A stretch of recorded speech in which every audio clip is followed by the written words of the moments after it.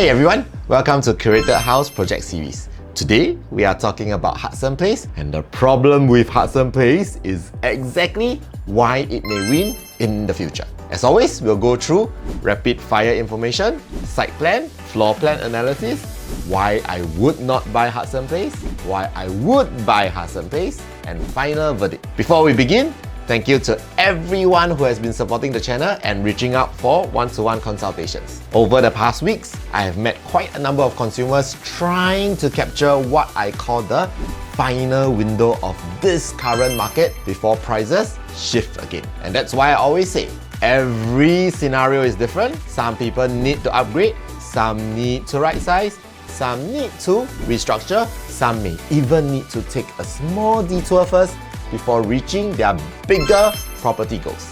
With proper planning, that detour may become one of the best decisions for your long-term capital journey. So if you're unsure about your own scenario, feel free to contact me at 8233-1685 for a one-to-one consultation. And remember to like, share and subscribe to keep the YouTube algorithm going. Now, first of all, I have to say this.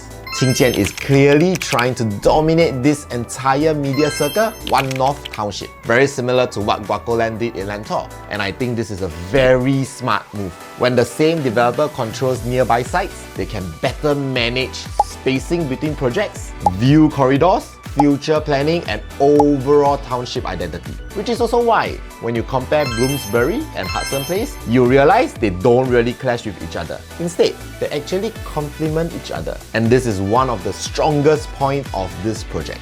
Now, let's go into rapid fire information. Hudson Place is a 99-year lease development located at Media Circle. It consists of 327 units, 2 residential blocks, around 400 square meter of commercial space, basement car park, and full facilities.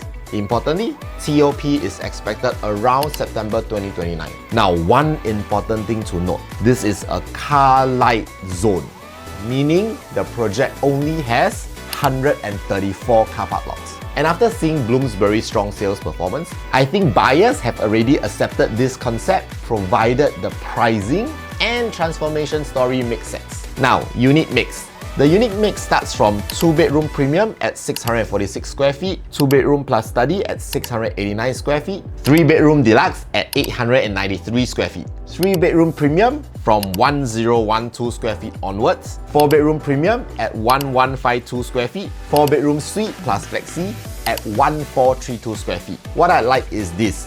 Almost half the development is focused on family size units. This tells me that Qingjian is not just building an investor product. They are targeting genuine own-stay buyers. One thing I noticed immediately, the jump from 893 square feet to 1012 square feet is very aggressive. There's practically no 930 square feet, no 980 square feet, no middle ground 3-bedroom. So affordability may become a challenge for some families. And that's something buyers need to take note of. Now, let's go into site plan analysis. The site plan is actually very straightforward and easy to understand. 2-bedroom units are mainly consolidated in the center. The bigger 3 and the 4 bedrooms are seated at the corners to maximize windows and views. Compared to Bloomsbury, Hudson Place also has better staggering between blocks, meaning less direct facing. And I have to say this, Qingjian did a very good job because some stacks enjoy black and white houses views, some enjoy greenery views, some enjoy Wessex village facing. Those stacks will naturally carry stronger emotional and resale appeal in the future. Personally, I think stacks facing the greenery are the premium stacks here, especially stacks 12, 13, 14 and 15. Overall, very clean planning, very readable, very resale friendly, and that matters a lot for future exit strategy. Now, let's dive into floor plan analysis. Honestly, I think the floor plans are one of Hudson's Place's strongest points. You can clearly see Qingjian took the lessons from Bloomsbury and improved the layouts here. Now, straight away they start with 2-bedroom, 2-bath. They never give chance. At 646 square feet, the layout is practical, enclosed kitchen, proper dining area, decent living room, and the best of all, dumbbell layout. Very livable for couples, small families, or investors. The 2-bedroom plus study mainly gives you extra flexibility, so whether it becomes useful depends on how you customize it. Now we go into 3 bedrooms, the 893 square feet. 3-bedroom is compact yet functional. I like the dry kitchen feature because it improves move-in experience and reduces renovation costs. The 1012 square feet and 1023 square feet layouts are very much family orientated, with wet kitchen, yard, proper living space and strong hosting layout. One thing I really like is how certain stacks are rotated to maximize greenery views, and that shows thoughtful planning. Now, this is the interesting part. The 1152 square feet 4-bedroom may become one of the key winners here. Why?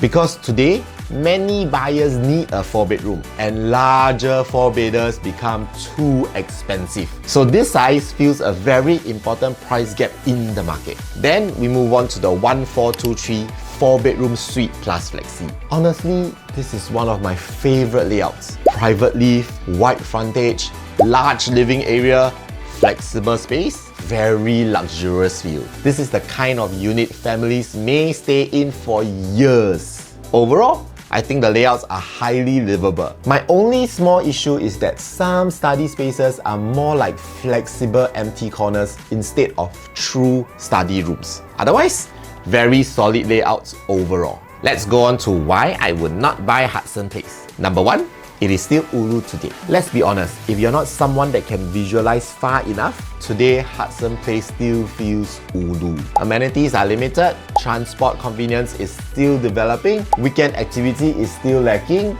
If you prioritize immediate MRT access, shopping malls and mature infrastructure, this project may frustrate you. Number 2, infrastructure is still catching up. This feels more like a population first, infrastructure later township model. Unlike Lentor where MRT and mall came first, Hudson Place still requires patience. So appreciation may take a longer runway. Number 3, pricing concerns. Hudson Place land price was lower than Bloomsbury, and even then, when they launched, pricing was actually similar or slightly higher than Bloomsbury. And buyers that were hoping to catch an early entry, they couldn't get it even then with this particular land price advantage. And to add on, nearby projects like Normanton Park hasn't shown extremely explosive resale performance either. So buyers still need to be selective. Now, let's move on to why I would buy Hudson Place. Number 1, new township effects. This is still an early stage township, and historically, early stage townships always create the biggest upside opportunities, which we saw this in Lentor, Beauty World and Bayshore. If the MRT, mall and infrastructure were already fully completed today, do you think pricing would still be like this? Most likely not. That is the opportunity that buyers are entering into. Number 2, RCR product at OCR pricing. This is the biggest selling point. Hudson Place was launched at pricing that was very close to OCR projects, meaning you are buying an RCR product at OCR pricing, and that is a very strong value proposition in today's market, especially when OCR projects in far north, far east, far west locations are already approaching similar quantums. Number 3, limited competition. Today, there are very few new launches offering proper size 3 bedrooms, proper size 4 bedrooms at this quantum in the RCR region. And that is why Hudson Place fills up a very important price gap. Number 4, strong livability. The layouts are practical,